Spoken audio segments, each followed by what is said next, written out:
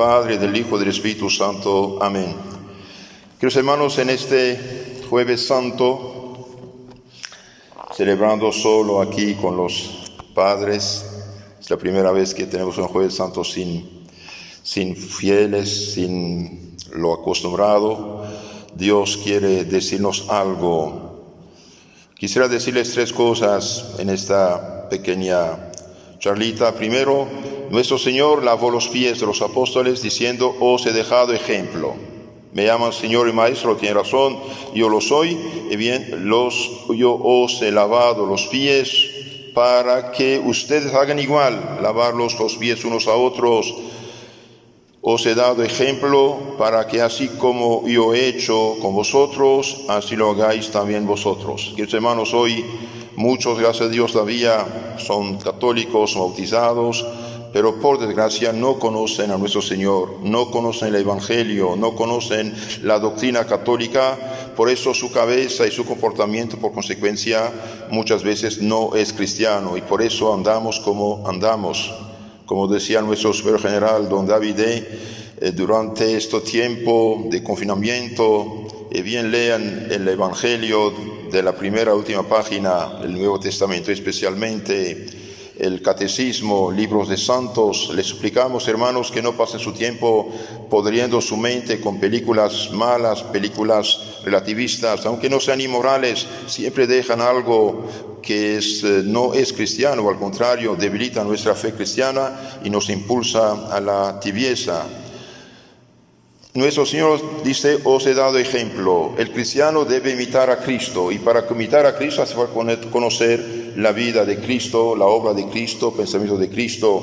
Y los santos son los que realmente vivieron el Evangelio y pusieron en aplicación en su vida el Evangelio.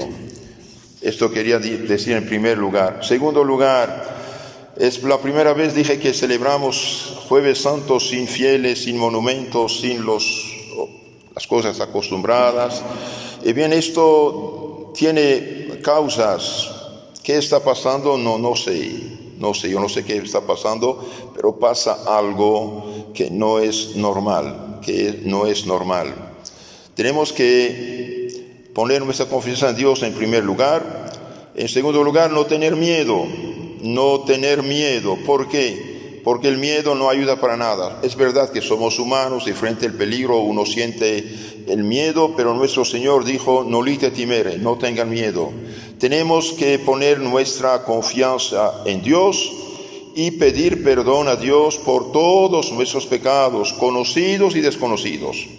Conocidos, hacer un examen de conciencia profundo, ponernos de rodilla frente a nuestro Señor y orar todos y cada uno de nuestros pecados, no solamente de acciones, son los pecados más conocidos, también los pecados de pensamiento, pecados de deseo, pecados de palabra, pecados de omisión. Los pecados de omisión en general se olvidan muy fácilmente. Un examen de conciencia. Me dirán: pero Padre, ¿cómo vamos a confesarnos si descubrimos que tenemos pecados? Bien, póngase de rodillas si la salud permite, dije, y haga una acción, pedir un perdón total a Dios, con arrepentimiento total y absoluto, si posible hacer lágrimas, aunque no sea necesario en sí, pero del corazón, de la voluntad del Señor: sí me arrepiento, sí lloro esos pecados que hice, esas maldades, negligencias, omisiones que hice, y cuanto antes quisiera confesarme según tu palabra, porque usted, al resucitar precisamente, después de estos tormentos del jueves, la noche, Viernes Santo, bien usted dio a sus apóstoles el poder de perdón al Espíritu Santo, al decir: reciben el Espíritu Santo a quienes perdonan los pecados, quedan perdonados, y a quienes tienen que quedar detenidos. San Juan 20:23. Hacer examen de conciencia y cambiar de vida. Si después, Dios quiera que sea pronto, que esta peste se va, continuamos igual que antes, no funcionará. Tenemos realmente que hacer un cambio en nuestra vida, un cambio total. Primero, si somos cristianos, como pretendemos, gracias a Dios, bien tenemos que vivir el Evangelio, y un cristiano debe vivir en estado de gracia habitual. ¿Por qué? Y bien, ¿para qué Cristo vino? ¿Para qué Cristo dio su vida en la cruz por nosotros? Para darnos la gracia, la vida eterna, hacernos hijos de Dios.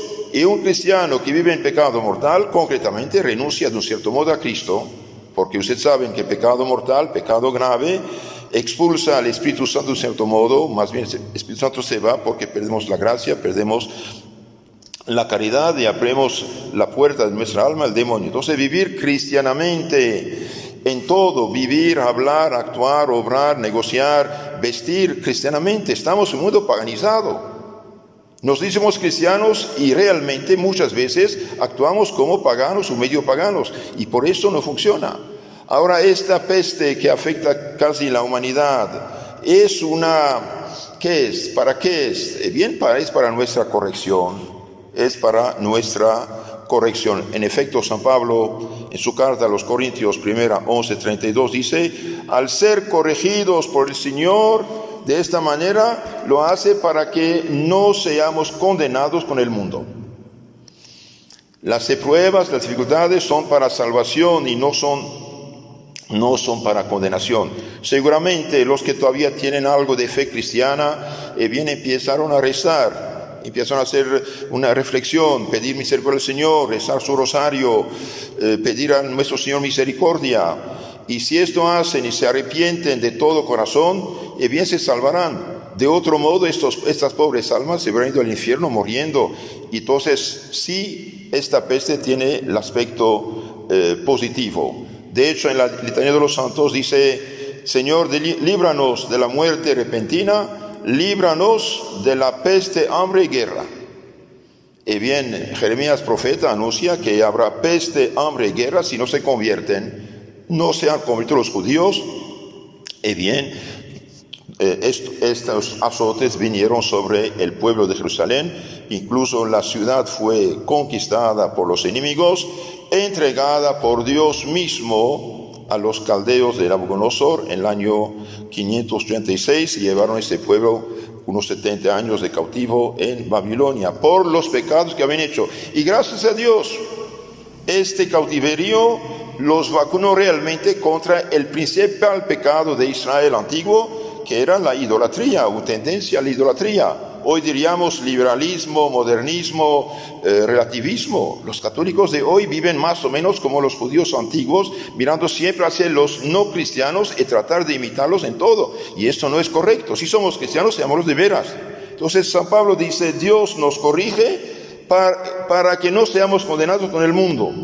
Y también Apocalipsis 3:19 dice, yo a los que amo reprendo y corrijo, sé pues ferviente y arrepiéntate. Pienso no puede ser más claro. A los que yo amo reprendo y corrijo, sé pues ferviente y arrepiéntate para tener perdón y misericordia. Y en San Lucas 12:47 dice, aquel siervo que conociendo la voluntad de su Señor y no obra conforme a su voluntad, recibirá muchos azotes, muchos golpes. A quien se dio mucho, se le reclamará mucho también. Que los hermanos, si somos cristianos, gracias a Dios lo somos, bendito sea Dios por nuestro bautismo, tenemos el don de la fe, los mandamientos, la fe, la Eucaristía, la Santa Misa. ¿Y cómo es posible que un católico pase meses y años sin comulgar y sin confesarse? Hay un problema, eso no es católico. Aquel siervo que conociendo la voluntad de su Señor y no obra conforme a esta voluntad, recibirá muchos azotes. Por eso la Santa Madre Iglesia puso como ley, por la autoridad del Señor, porque Cristo dijo a los apóstoles que eran obispos, quien os escucha, me escucha, quien os rechaza, me rechaza, San Lucas 10:16. Y bien, la Iglesia por autoridad divina, como embajadora de Cristo, dice a todos los hijos flojos, al menos en tiempo de Cuaresma, Pascua, confesarse y comulgar para poder salvarlos. Y mire, llegamos a un tiempo que ni es posible confesarse y comulgar. Entonces hay un problema, tenemos que tomar las cosas en serio. El que conoce la voluntad del Señor y no obra conforme a esto, recibirá muchos azotes. Esperemos que este azote sea para conversión y arrepentimiento para muchos. Ahora alguien puede decir, pero padre, yo no sabía esto. Peor para ti, tenías que conocer tu doctrina, hermano. El catecismo, que es la crema de la Sagrada Biblia, y traducción apostólica explicada por la autoridad magisterio de la Iglesia. Tiene que conocerlo, leerlo, meditarlo. Un católico que no conoce su catecismo no conoce la voluntad de Dios. La Biblia es, claro, libro sagrado y santo, pero somos católicos, no somos protestantes. No sacamos nuestra fe de la Biblia. La Iglesia nos enseña lo que debemos creer, y creer el credo, hacer o evitar los mandamientos y recibir para santificar los sacramentos y oración. El catecismo es el libro fundamental del católico. Toda familia católica debería tener un catecismo, no solamente de adorno allí, también tenerlo, leerlo. En los tiempos pasados, los católicos, después de rezar su Santo Rosario, en lugar que cada uno mira sus aparatos, sus tele, bien leían vida del santo y del santo del día, y los papás, abuelos explicaban a los niños las virtudes del santo, porque finalmente, tercer libro que tenía que tener un católico, la Sagrada Escritura, el Catecismo, o el misal y la vida de los santos. ¿Por qué? Porque la vida de los santos y la historia de la Iglesia es el Evangelio puesto en aplicación. Entonces, si queremos que Dios aleje los azotes, necesitamos actuar conforme a la voluntad de nuestro Señor Jesucristo. Quiero terminar este segundo punto con unas palabras de esperanza. Vemos, por ejemplo, en Oseas profeta 11:9 dice Dios: no me gusta destruir, no me gusta la muerte del pecador, sino que se convierta y viva. Entonces, arrepentimiento, conversión y vivir según la voluntad de Dios y ponernos en la mano de Dios, eso merecemos y más. Miren, naciones católicas en su mayoría, prácticamente todas aceptaron leyes que ni los paganos tenían. El hecho de casar hombre con hombre, el hecho de poner en duda si un niño es masculino o femenino, el hecho se hicieron locos. Y ahí viene la carta a los romanos. Les aconsejo leer capítulo 1, vale la pena, vale oro. La soberbia del hombre lo conduce a la muerte actual y la muerte eterna. Pero Dios nos dice: no me gusta destruir, sino soy Dios de vida y no de muerte. Los hermanos, acabamos de escuchar la lectura de la epístola de San Juan, de San Pablo a los Corintios. 1 Corintios capítulo 11 nos dice algo muy importante. Habla de lo que recibió el Señor, del Señor más bien, nuestro Señor Jesucristo. La vigilia de su muerte comió el Cordero Pascual, lo que llamamos cena del Señor. Cuidado, esta comida que comió Cristo no es una comida profana, no, es una comida sagrada. Es la Pascua judía, es decir, la liberación, paso del Señor a Egipto para libertarlos de la esclavitud. Ustedes saben que Moisés, por orden del Señor, había pedido a cada familia o cada dos familias pobres un cordero o un cabrito y sacrificarlo y poner en forma de cruz a las puertas para que el ángel exterminador no los molestara. Y donde no había esa sangre, el ángel entró y mató a los hijos primogénitos de los egipcios. Desde Moisés, unos 1250 antes de Cristo, hasta nuestro Señor Jesucristo, bien, esta fiesta se celebraba. Entonces, esta fiesta del Jueves Santo no es, como unos piensan, una mera cena, ya no es una comida sagrada. Fueron a comprar el cordero y hacerlo sacrificar en el templo, y de esta carne estaban comiendo. En nuestro Señor, un momento dado, bien dice hasta aquí la figura: todos los corderos sacrificados desde Abel, pasando por el sacrificio figurado de Isaac, y todos los corderos desde Moisés hasta Cristo, prefiguraban a Cristo. Nuestro Señor, dijo San Juan Bautista, es el Cordero que quita los pecados del mundo. Entonces va en esta noche santa a instituir dos sacramentos. Si nuestro Señor había pedido a los apóstoles: oye, ya me voy, pídanme un recuerdo, algo, ¿qué quieren que les deje? Nunca jamás hubieran pensado pedir a Cristo lo que Cristo dejó. No os dejó nada menos que su presencia real, verdadera, pero sacramental en la Eucaristía, y dio a los apóstoles poder de consagrarlo, los hizo sacerdotes. Por eso el Jueves Santo es también fiesta del sacerdocio. Santo Tomás de Aquino dice, hablando precisamente de esta cena del Señor, y bien dice, nuestro Señor Jesucristo instituyó el sacramento de su cuerpo por varias razones. Primera razón, por el contenido de ese sacramento, porque en él se contiene el mismo Cristo. El mismo Cristo está presente. Queridos hermanos, hoy hay un peligro contra la presencia real sacramentada de nuestro Señor. Ahora sobre el altar hay hostias que son pan de trigo.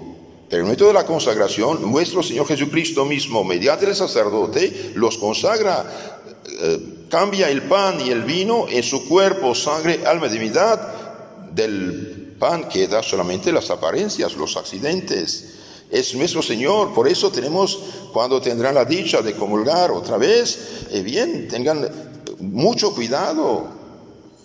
La Eucaristía no es cualquier cosa, es Cristo mismo. Por eso, sí, quizás al inicio hubo algo de darle la mano debido al muchísimo fervor de los cristianos, que todos iban al martirio casi. Bien, cuando la iglesia vio que había abusos, hostias robadas y sacrilegios, bien dijo, basta, de rodilla en la boca con máximo respeto. Y en los años 70, 80, unos modernistas, unos protestantizados, falsos católicos de Europa occidental, Bélgica, Holanda, etc., empezaron a dar la comunión en la mano, y el Papa Pablo VI, para no crear un cisma, ojalá lo hubiera creado y así no hubiera entrado estas cosas en la Iglesia Católica, pero dio un permiso local y ahora es universal. A tal punto que hay lugares, el sacerdote va a sentarse como un flojo y pedir a unas señoras de la comunión. Esto no es cristiano, esto no es católico, no es católico. Y estas cosas atraen más bien maldición de Dios que bendición. ¿Por qué? Porque cada gotita de agua es agua, cada partícula de hostia es Cristo nuestro Señor. Esa es la fe católica. Si alguien dice otra cosa, no es católico. Tenemos que poner las cosas en serio. Y los obispos, el Papa, los párrocos tienen grande obligación frente a los fieles de corregir esto, y si no lo hacen, pecan. Tenemos que decir la verdad. Esta peste es una señal de Dios. Basta. Mire, Jueves Santo, los fieles ni pueden acercarse a la Santa Comunión. ¿Qué significa esto? ¿Nuestro Señor está contento? Claro que no, pero es una advertencia para que nos corrijamos. Entonces, el sacramento, la hostia consagrada, es el mismo Cristo, dice nuestro Santo Tomás de Aquino. Dice cómo debía quitar de los ojos corporales el cuerpo que había tomado, llevarlo al cielo. Era necesario que el día de la cena consagrase para nosotros el sacramento de su cuerpo y sangre, para que pudiese honrar perpetuamente por el misterio lo que una vez se ofrecía como precio de nuestro rescate. Entonces, la Eucaristía, la hostia consagrada, es Cristo. Y yo felicito y admiro y bendigo a todos los devotos de la Divina Eucaristía, todos los adoradores nocturnos, todos los adoradores del Santísimo Sacramento. Es nuestro Señor que está en nosotros, no es cualquier cosa. Por eso la iglesia es un lugar santo. Es muy triste de ver en unos lugares la iglesia gritan, caminan, hablan. No, la iglesia es lugar de Dios, de silencio y de adoración. Segunda razón, dice Santo Tomás, porque sin la fe en la pasión nunca pudo existir salvación. Nuestro Señor dio su vida para nuestra salvación, para merecernos el cielo. Por eso la misa, queridos hermanos, no es un banquete, una fiesta, una comida, una cena, como hacen estos herejes perdidos de Lutero, los protestantes. La misa es el mismo sacrificio de la cruz, ni más ni menos. Lo que hizo nuestro Señor en la cruz, lo hace presente en sus efectos para nosotros. Cuando alguien hace la misa es como si estuviera presente delante de la cruz de Cristo el Viernes Santo, delante de la cruz con la Virgencita, San Juan y las santas mujeres. Por lo tanto, conozcamos la misa, valorecemos la misa y dejemos de imitar a los protestantes perdidos. Sin la fe en la pasión nunca pudo existir salvación. Por lo tanto, fue necesario que en tiempo existiese entre los hombres algo que representase la pasión del Señor, cuya principal figura en el Testamento Antiguo fue el Cordero Pascual. Entonces, los corderos del Antiguo Testamento representaban lo que Cristo iba a hacer. Y en el Testamento Nuevo reemplazó al Cordero Pascual la ceremonia de la misa de la Eucaristía, dice Santo Tomás de Aquino.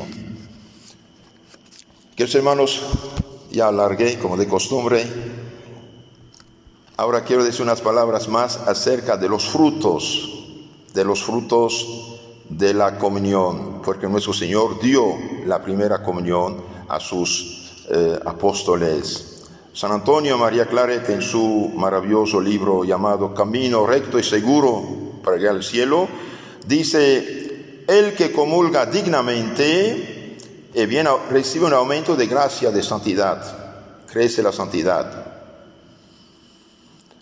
La comunión dignamente recibida da luz al alma a fin de conocer el bien para seguirlo y el mal para huirlo. Muy importante, la comunión. Debido a que Cristo es Dios que recibimos en lo concreto, da luz al alma a fin de conocer el bien para asegurarlo y el mal para huirlo. ¿Y qué decir de gente católica que pasan años y años sin comulgar? ¿Cómo van a actuar cristianamente? ¿Cómo van a recibir la luz y la fuerza? Ese es el problema. La comunión bien recibida aviva la fe y la esperanza, enciende la caridad. Queremos ser mejores, más caritativos, más pacientes, y bien estamos de la comunión que enciende la caridad. Modera la ira y demás pasiones, preservándonos de pecar. Entonces, no solo modera la ira y las demás pasiones, sino nos preserva del pecado futuro. ¡Qué maravilla! Y qué lástima que muchos católicos dejen de aprovechar de esto. Nos une también con Jesucristo nuestro Señor. En efecto, Él dijo, capítulo 6 de San Juan: el que come mi cuerpo y bebe mi sangre, recibe la vida eterna, la resurrección eterna. Yo estoy en Él y Él está en mí. Entonces, como dice Santo Agustín, la comida se transforma en nuestra carne, sangre, huesos. Así nosotros, al comulgar, nos cristificamos de un cierto modo. Si la palabra existe, nos hacemos más semejante a Cristo nuestro Señor. También dice San Claret: la comunión da una suavidad espiritual, mediante la cual se hacen con gusto todas las obras de virtud. Entonces, la comunión nos ayuda a actuar como cristianos, practicando las virtudes cristianas. Algo muy importante: la comunión ahuyenta a los demonios para que no nos tienten tan a menudo. La comunión ahuyenta a los demonios para que no nos tientan tan a menudo. Calma los remordimientos de la conciencia, hace tener gran confianza en Dios en la hora de la muerte, alimenta el alma dándole vigor, así como el pan material lo da al cuerpo. Por fin, nos da especiales auxilios para perseverar en el bien y llegar a la eterna gloria, de la cual es prenda cierta. En efecto, nuestro Señor dijo: el que come mi cuerpo, bebe mi sangre, y bien tendrá la vida eterna. Yo lo resucitaré en el último día. Queridos hermanos, hoy la Iglesia Católica está en una situación realmente complicada. Los católicos ya no conocen la fe. Hay sacerdotes, pobrecitos de ellos, reciben una pésima formación, ni saben lo que están haciendo. La misa no es fiesta, dijimos. La misa no es banquete. La misa es sacrificio de la cruz.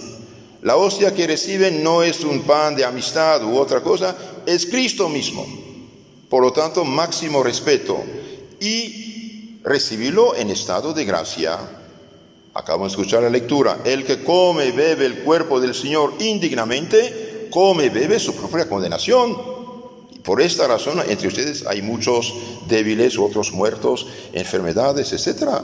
1 Corintios capítulo 11, 26, 27. Es grave esto. Entonces, hoy hay un grande problema, dije, y tenemos que reavivar nuestra fe. Reavivar nuestra fe en Jesús sacramentado, hacer un examen de conciencia sobre nuestro comportamiento, y si no sabemos esas cosas, buscar los antiguos catecismos, donde está la fe explicada por el magisterio de la Iglesia, y dejar estos que son falsos, light, incompletos, y no dicen la verdad católica. La situación es grave. Sí, en el mundo prácticamente en muchos países católicos no hay misa, no hay comunión, no hay confesión, las iglesias están cerradas o al menos no pueden fácilmente ir. Y bien, esto es una alerta del Señor. ¿Cómo se terminará esto? Yo no sé. ¿Qué nos aconsejan los santos? Penitencia, oración, arrepentimiento, obra de caridad, gritar al Señor, pero sinceramente para que nos perdone